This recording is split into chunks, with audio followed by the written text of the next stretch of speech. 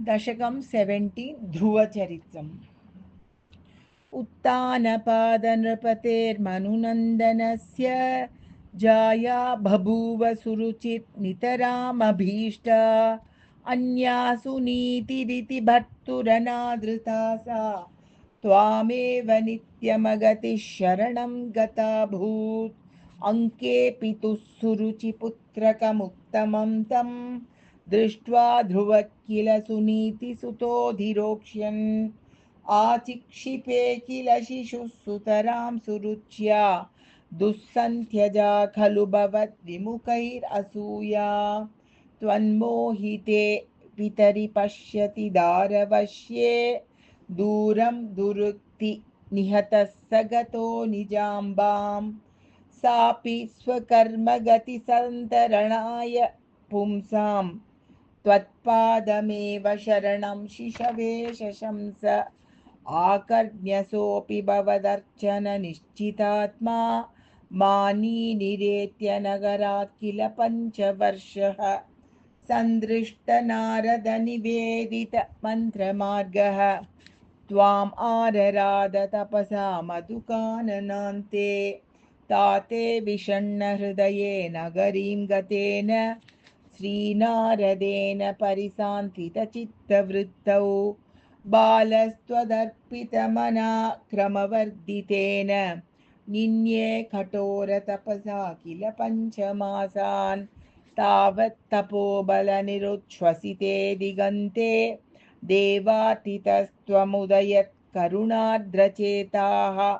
त्वद्रूपचिद्रसनिलीनमते पुरस्तात् आविर्बभूवित विभो गरुडाधिरूढः। त्वद्दर्शनप्रमदभारतरङ्गितं तं दृग्भ्यां निमग्नमिव रूपरसायने ते तुष्टुषमाणमवगम्य कपोलदेशे संस्पृष्टवानसिधरेण तथा धरेण।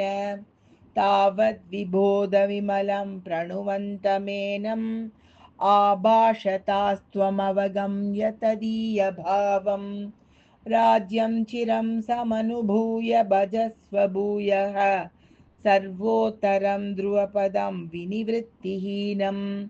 इत्यूचुषि त्वयि गते नृपनन्दनोऽसौ आनन्दिताखिलजनो नगरीम् उपेतः। रेमे चिरं भवदनुग्रहपूर्णकामः ताते गते च वनमादृतराज्यभारः।